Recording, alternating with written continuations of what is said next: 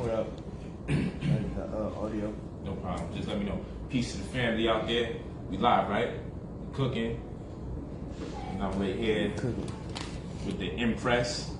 You know, I know it's Empress, but she impresses us every time and she blesses us with her presence.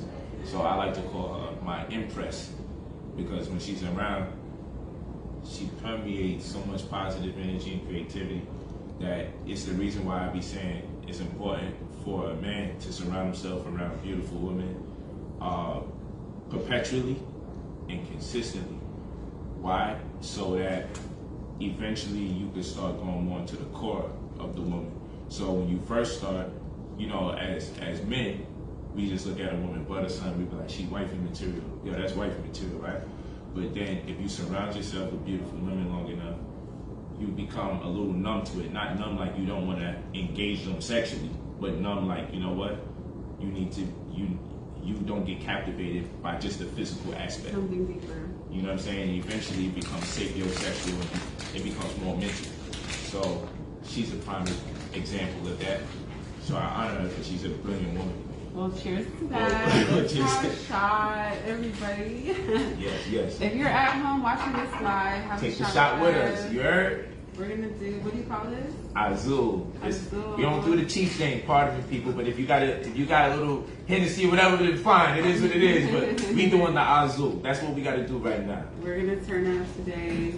Trying to get Polight to drink. Well, he does drink. Yeah, she put me on. You know, Whitney always put Bobby on the. Consider anything alkaline, you would say the Azul is.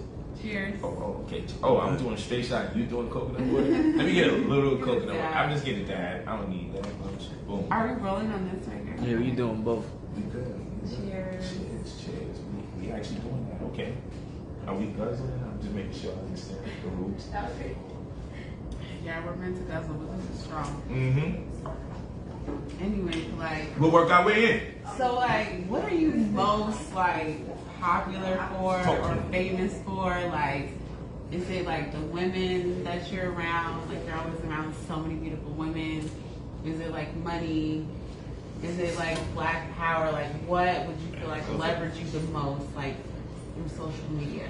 That's a good question. I would say it's a combination of them all. That's what makes me But which so one significant. the most? I think all of them are the most. The most. All right, let me explain to you something, right? Like, there's men on the planet who may be around a lot of beautiful women, right?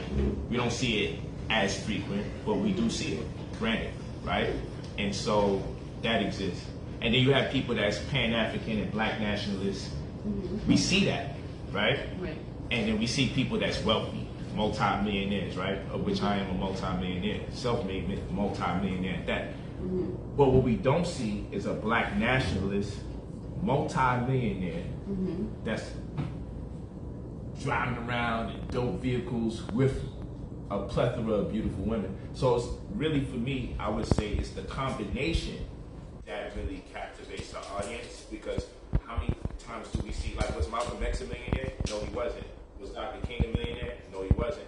So, contrary to what some may contend that I'm about, many people acknowledge me as an activist or Pan-African, right, or a revolutionary. They see me on C-SPAN, they see me on CNN, they see me on Fox News, right? Putting myself out there. And then right after that, they see me driving in $300,000 cars, right? $400,000 cars. But right after that, they see me mobbing out like 10, 15 women going to the club. So that pales in comparison to their conception of what a revolutionary is, because generally you think of the struggle when you think of a revolutionary, or you think of somebody who's a little bit modest, maybe not as flamboyant, you know, maybe not the jewelry, maybe not the expensive clothes and the expensive cars. So do you find that like important to, like, do you feel like your movement would be just as effective if you didn't have money? Or how do you feel like the money impacts the way that you influence others? Because, like you said, sometimes they do want you to be a little bit humble when you're talking about health, you're talking about black power. Like, do you feel like you would be a little bit more effective if you didn't have money? Nah, or people would perceive you differently? I'm way more effective with the money.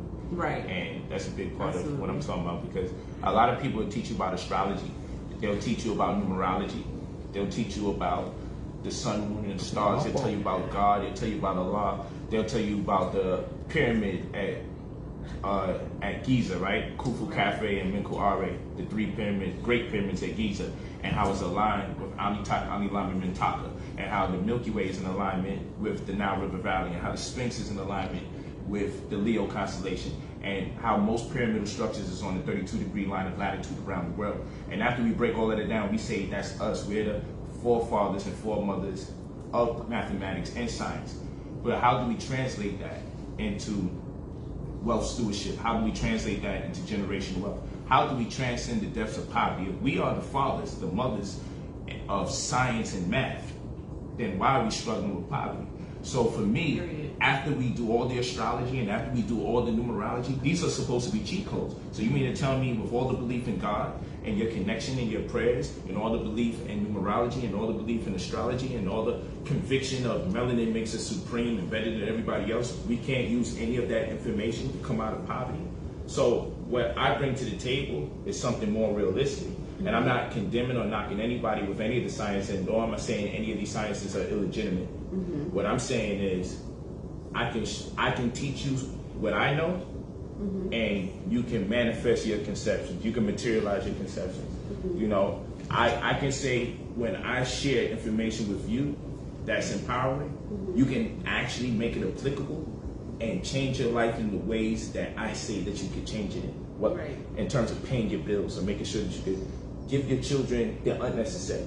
I don't want to just give my children what they have. I don't want to just give my women what they have. I want to give them the unnecessary. And it's all right, because too many of us struggled from over 400 years. We had the trans-Saharan slave trade that took us out for 11 to 1,200 plus years under Arab imperialism and colonialism. Then we come over here and the white man created a better brand of slavery, a better working model, and then we was enslaved under him for 400 or 500 years. So we almost did 2,000 years in subjugation. You feel what I'm saying? So it's not too much for me to say, hey, with the 60 to 70 years of freedom that we so-called have right now, I think we're asking too much of our people to be able to get rid of their dysfunctions. But what I can say is I'll offer you something that's pragmatic. I'll offer you something that's realistic, where you can say, you know what he's teaching in stocks and he's teaching in crypto, we can take it to another level. So I already asked you, if you didn't have money, like how would it affect you in social media? If you had no money, would you still be polygamous? Relationship? Well, I started out polygyny when I had no money.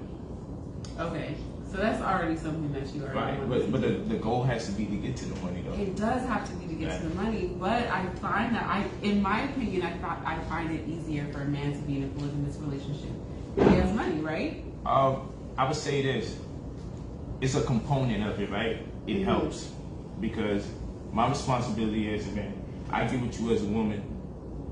When I'm dealing with multiple women, the first thing people have to understand is I'm not the guy that says, oh, being with one woman doesn't work, so fuck that, I'm going to be polygynous. Contrary to what people believe, in order to be great at polygyny, you have to be a master at monogamy. I have to master monogamy. So when you see me with 4 wives and courting other women, you're really looking at 4 monogamous relationships plus several others that's potential. You see what I'm saying? So for me to be polygynous, I have to master monogamy. That's one. So when we say, well, you gotta have money. No, money's great, right? But you gotta have a lot of discipline. Discipline is important, you know, and then eventually you have to be able to transcend discipline. But what I mean by transcend discipline, if I become vegan, which I am, right? I'm vegan the first year or two, somebody would say, yo, it take mad discipline. I'd be like, yo, that's real. This should take discipline because sometimes I feel like eating chicken. I just got put on the jerk chicken and hard dough bread. Shit, right? I can eat saltfish and all this other stuff. I love it, right? And ground food and all that. But if I'm doing this for 10 years, it shouldn't be a matter of discipline. If it is, that means I'm struggling still after 10 years. So, as a man, then we have to transcend discipline where it's no longer a struggle to subdue our passions or put our carnal nature in check. And then here's another thing that people have to understand when you're dealing with polygyny or you're dealing with multiple women. You know, we have to understand that as a man, in my working model, right, my responsibility is to see to it that you get to my level or in or around. So I know that you're staying with me because you choose to. So in other words, I have to add value to you. I have to compound interest. I have to know what your goals and your desires are, right? Mm-hmm. You and I have to come up with a plan that's for us. You and I have to find out how to integrate a vision that's for the whole family. And then you and I have to figure out a plan that's exclusively for you so you don't lose your identity being with me, right? So if you're only here supporting me and then we separate, then you are an economic slave and you have nothing. You cut off your friends, you cut off your family, and then now you got to rebuild. That's crazy. So my job as a man in polygyny, which I have a different working model from religion, my job is to see to it that you are self-sustaining and self-governing. My job is to see to it that I increase your network. My job is to see to it that for every worldly obligation, you no longer have to worry about it beyond measure. So when you stay with me, I know at the very least you're not staying with me because of money. Right. You feel what I'm saying? Right. I want to know that you could just leave at any given day and live the best life you ever could have imagined because of the value that I've added onto you. And then that shit represents some form of loyalty. But if it doesn't, it's okay. You owe me nothing. Because at the end of the day, if I make you a better person potentially for someone else, because we might have outgrown each other, it's still a responsible decision for me to make. And it's a responsible decision for a woman to make. Oftentimes women make men better for another woman. Because the women outgrow the men, because the man probably is not mature enough because he lies too much. So that's where the discipline comes in, and then you got to transcend discipline. First, you got to be trying not to lie. Is polygamy for everybody?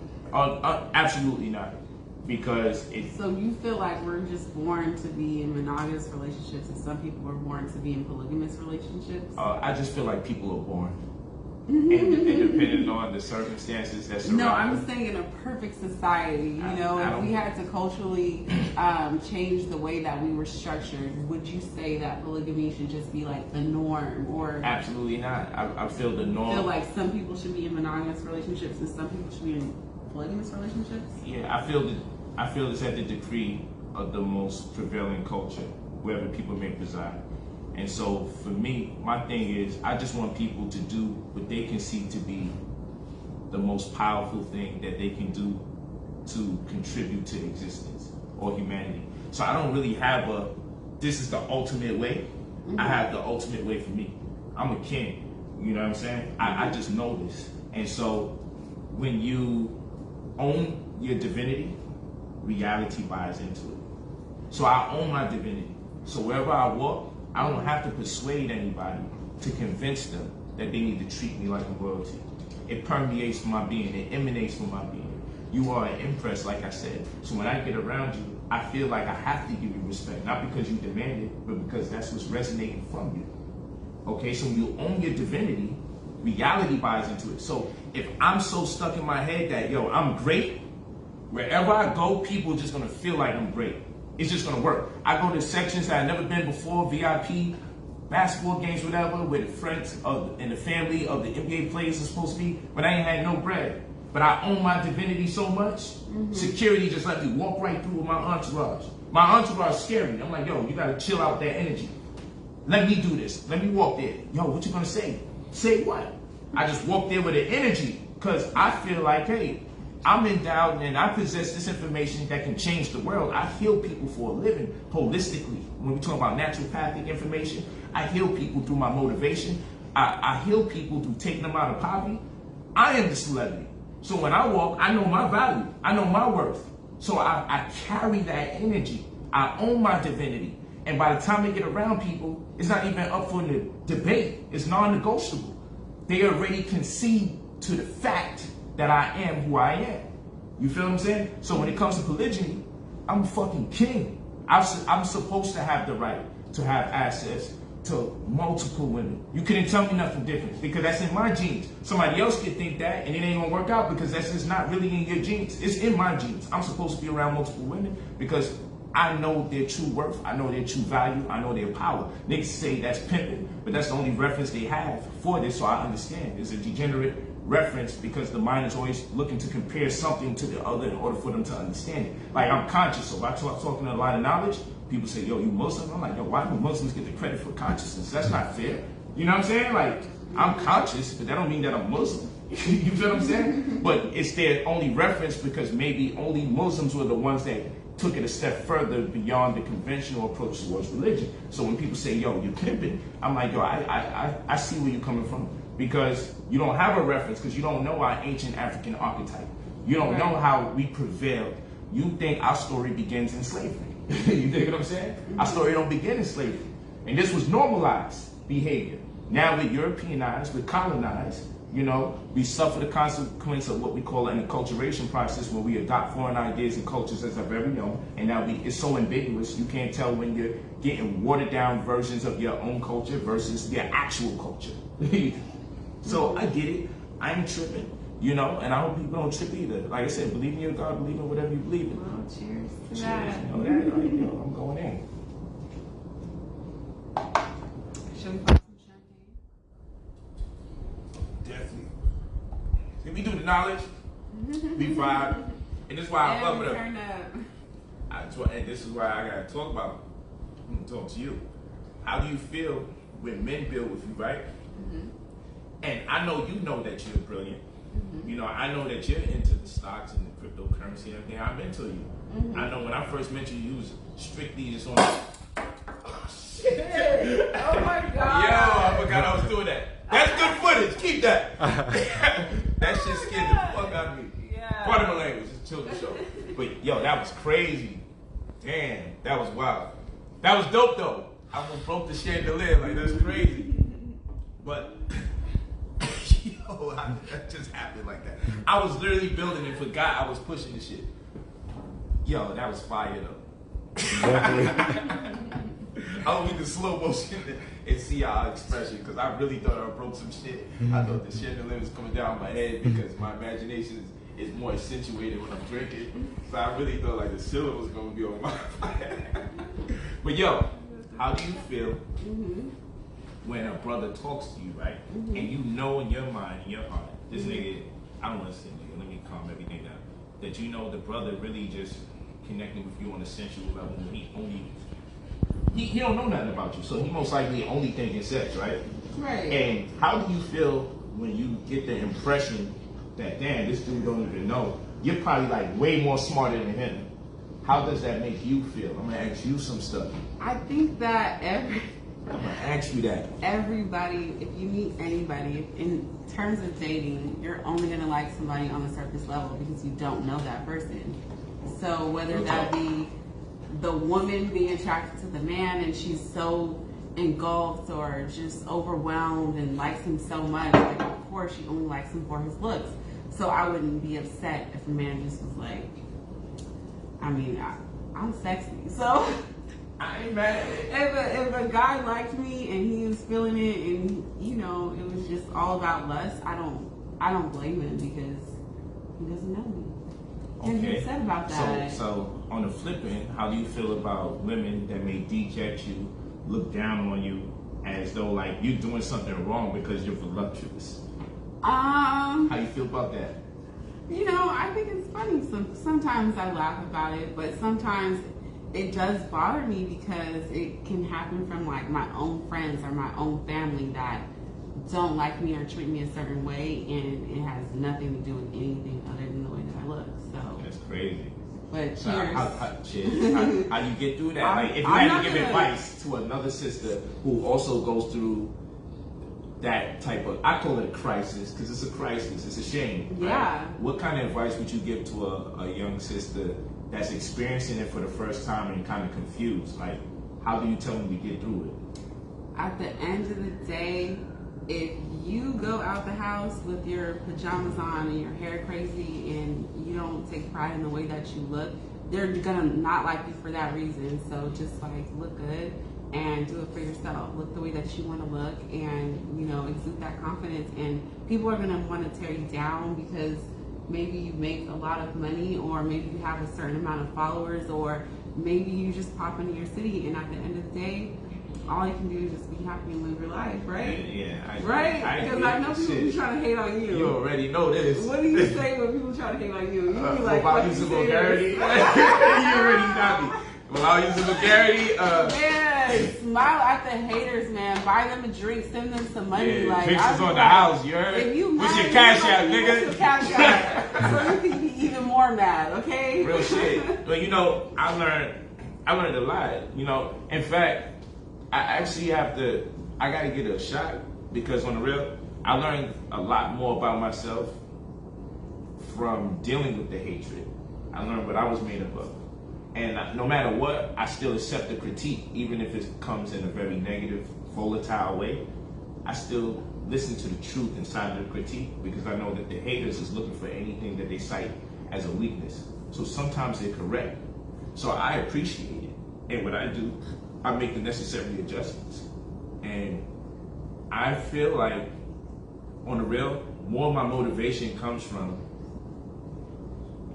proving a hater wrong than embracing the compliment of a supporter. Right? Compliments can make you weak. We need them and we love them. And don't stop giving compliments. But I really want you to hear me. It's the hatred, like people want to see me go broke. Like, you know, I spend a lot of money month to month, right? So like we film me going shopping. I spend over 30 G's on my women just doing our thing for fight weekend inside of like an hour and a half in one store. You know what I'm saying? And so a lot of hatred came from it, right? A lot of negativity. Oh, you should open up a school, you should do this, you should do that. People tell me what to do with my money, right? But I make people money for a living, right? And people are like, oh, you contributing to the white man. I'm like, yo, you work a 9 to 5. You do over 40 hours for the white man. You make him money weekly, yearly. I don't. So even if I shop and spend 30K, right, it can't amount to what you do every year, and you're planning to do this for hundreds of thousands of dollars. You're planning to do this. Seed of that. Facts. I can never compete with the nigga who works for the white man for 30, 40 years looking to retire. Nothing that I spend can compete with what you're going to do for a lifetime working for. And you see what I'm saying? How crazy that is? Their time. Facts. They're exchanging time for money. Your whole life is gone. Real talk. So, you know, they don't look at it and say, damn, this black man is showing love to the black woman. Because secretly a lot of black men are jealous of black women. That's a whole nother conversation. They hate when the woman is getting something, like they want me to buy them a dress. Like, what the fuck is wrong with you? You dig what I'm saying? So that's another conversation that really needs to be had. Like, are men low-key jealous of women and the perks that come with being a woman? That's true. You know what I'm saying? Like, I don't feel bad as a man. You're simping. They always. We're gonna have to unpack that on my YouTube page because that's a great topic. Right It's there. a powerful topic. We gotta do that. Very, very true. We gotta do that. We gotta do that. That's some real shit because motherfuckers really be feeling the way. And I'm like, yo, they call me simp. They call me this, that, and third. And I'm like, yo, I honor. We sought to honor thy mother and thy father, right? So, like, I got daughters. I would hope that a man showers my daughter with gifts under the pretense that he recognizes the black woman as God, or at the very least the progenitor of society, the mother of creation, the founder of human life on earth, no matter what race came out of y'all wombs. Like, what's the difference between tricking and you know, well, you're married, so it's different. But what would be the difference between you can't trick on your wife, right? Yeah, what would be the difference between a man, like, you know, like you said, worshiping a queen and like treating her the way she's supposed to be treated in a trick? What's the difference? I think it's in the words. Like, tricking is based on you being tricked.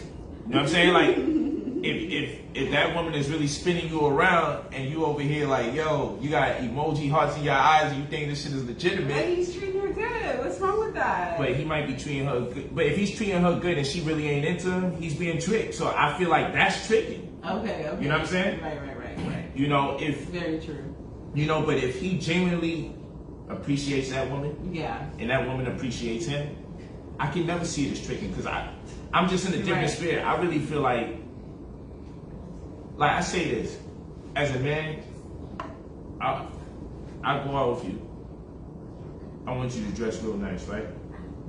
I want you to be my trophy. I want to go in the world and I want everybody to be like, damn, that motherfucker's lucky, right? I want your hair hooked up. I want your body intact. I want all of that, right? So, in my world, and you guys can disagree, it's everyone's right, but don't disrespect me.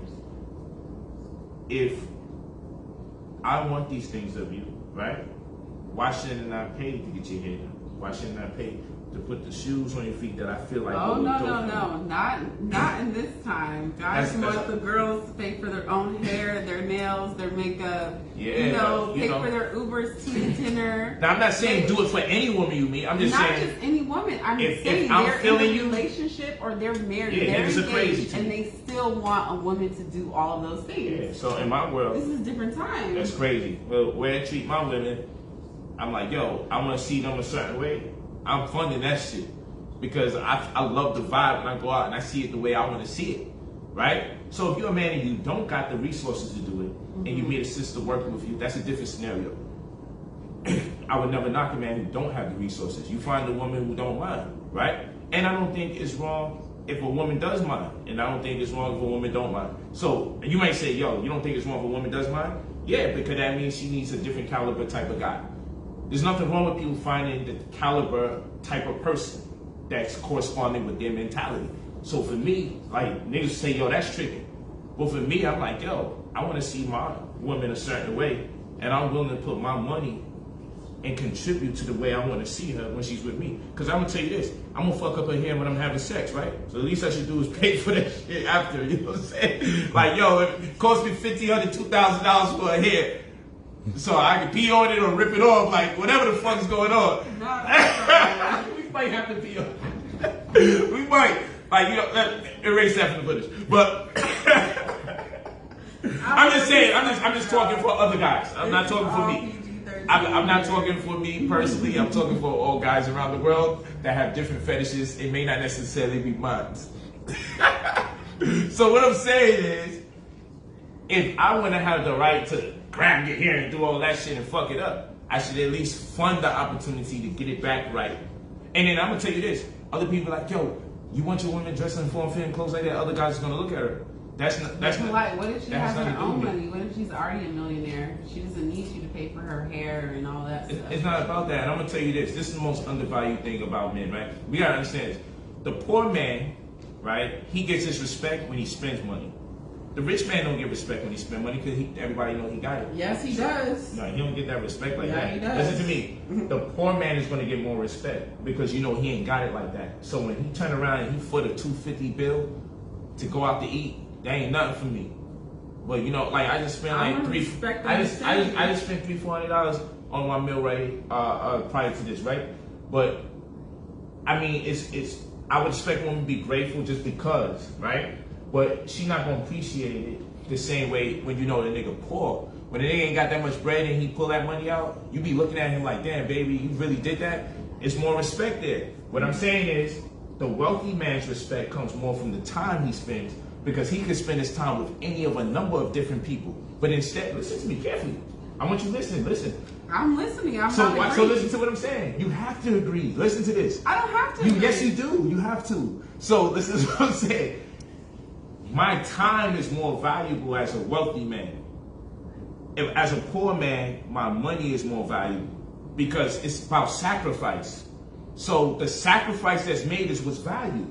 So as a man that can do whatever he wants, whenever he wants, and go wherever he want to go and be with whoever, if I choose to be with you and I can be anywhere, you be like, yo, now listen, I want you to understand what I'm saying, even if you disagree. I can be anywhere I choose to be, right? And we know this. A poor man can't be anywhere he chooses to be. He's pretty much stuck where the fuck he's at.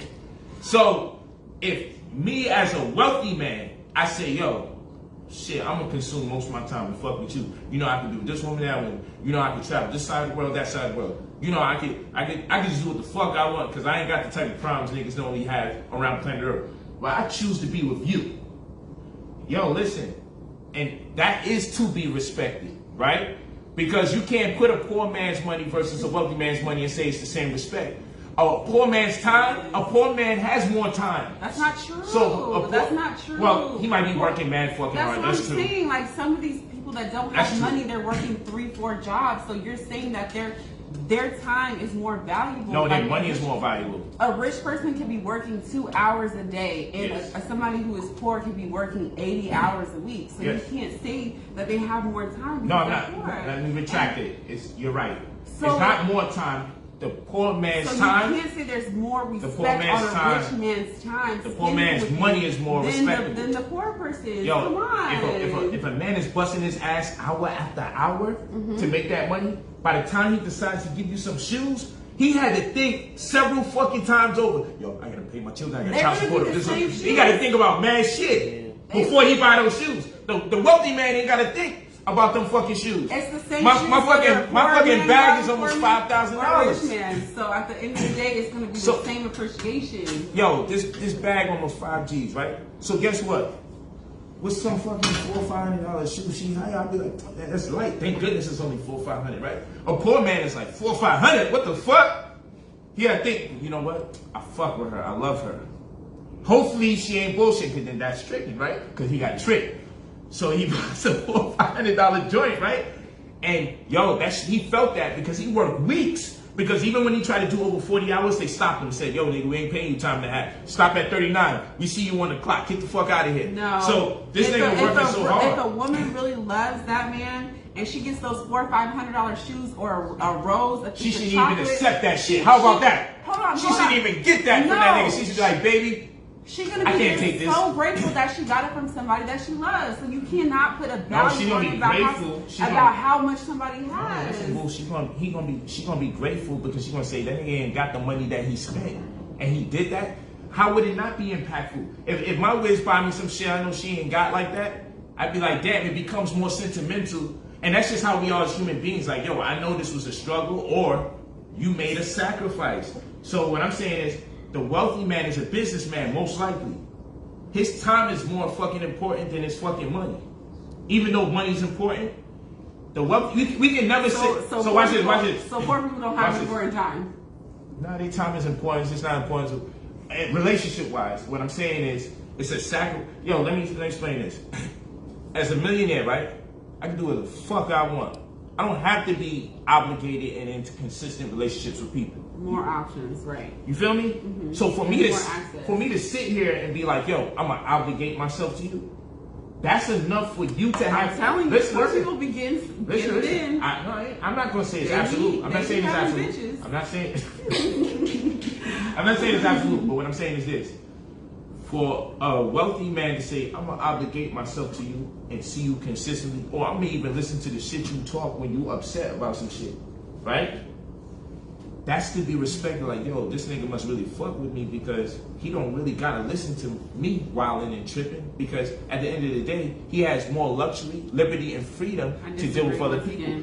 That's a convenient disagreement. I disagree. You being a fucked up woman about this. Once again, because at the end of the day, like you almost dehumanizing rich people. Like, they still have feelings. They still want to talk about emotions. They still want to connect with somebody. I'm not talking about the rich people. Hey, you missing? And then they just want to. I just want to fly all over the world. You're missing something. They still want to connect with somebody. You're missing something. Whether they have a lot of money or they don't. No, you're missing something. I'm not talking about the rich people. I'm talking about the reception of the rich man. The reception. How can you not feel the time better than the money? If a nigga got unlimited cash, right? How you gonna feel the impact of him buying you a fucking card for your birthday? I'm gonna. It's nice, right? I'm gonna feel the impact. No, it's nice, right? I'm gonna feel the impact. But I tell you this: if you see a man busy and he's wealthy and he's always moving around and he's working and he's grinding, right? And then he gives you his time, knowing he's running this company, he's running that company. Yo, all these people trying to talk to him, but he refused to talk to him. That's where you can see, oh, this motherfucker really must love me, because the sacrifice is different. So that's what I'm saying. The poor man's sacrifice is different from the wealthy man's sacrifice. That's all I'm saying. The wealthy man, his sacrifice, we see it immediately when he buys some shit he can't afford. The wealthy man's sacrifice, you're not going to see that immediately when he buys you something, because he has a lot of money. But what you can see is, damn, you know what? That nigga made time for me. That's what I'm saying. They got different types of sacrifice. Right. No, that makes sense. That's all I'm saying. They got different types of sacrifice. That'll be your barometer to discern. Yo, he really fucked with me. Right. You know what I'm saying? I think there's definitely different ways that you can really show that. We're not gonna discount a card from a wealthy person. I'm just saying the card with some money in it from a poor man hit different from a card from a wealthy man. It hit different. What do you mean a card? Does the card have like a birthday card or whatever? Like, it can have a nice poem in it, nigga. It can have all of that, but it's gonna hit different, you know, because the circumstances that surround that person. So the wealthy man's time is more valuable than the wealthy man's time is as valuable as the poor man's money is valuable. It's right there because, and we're not going to act like the poor man's time isn't valuable. We're just going to say we see more intrinsic value in a wealthy man's time because that's where his sacrifice comes in. Versus the poor man, his sacrifice mostly comes in like, I ain't got it, I gotta pay these bills, I might have child support, you know, shit, these are red bottoms I just bought old girl, $1,100. I'm wearing some fucking backdated retro mics. And I got my girl wearing the $1,000 shoes. Like this shit hit different. If we break up, she gonna be walking around with them $1,000 shoes with another nigga. I'm gonna be still here with these shits damn near getting a hole at the bottom. Like, this is the things that men go through where they feel fucked up when they even break up. Like, I'm telling you God code shit. I'm telling you some secrets. This ain't even up for debate. This is just the secrets of a man. Just like a woman go through what she go through when she break up. And it's things that men don't even consider. It's the man that be like, yo, nigga, like I know I love you. And she be like, yo, that's just money. It don't mean that. No, that shit means something to a nigga who ain't got it because he worked hard for it. And he had to go through multiple possibilities of probably being fucked up before he bought you the dinners you wanted, went on a vacation he couldn't afford, spent some money on some shoes he couldn't afford, and then you break up? That nigga start thinking about the bills. You like, yo, I'm not a piece of fucking money or that's all that matters. No, it ain't even about that. It's really, he expended a lot of energy to be compensated with that money to turn around and give you the things that you like. So when the shit don't work out, it starts hitting different. Like, yo, I may never do this shit again. Does that mean you supposed to stay with a nigga because he bought you something? Hell fucking no. Hell no. It's just the things that enter a nigga mind. You know what I'm saying? Like, it happens. On that note, cheers. You already know. To turn up. This has been fun. Yeah. You know, like we talk that talk. We didn't even get to talk you about cut that. crypto. You good. We didn't even get to talk about crypto. Let me cut that. We will they got that. back.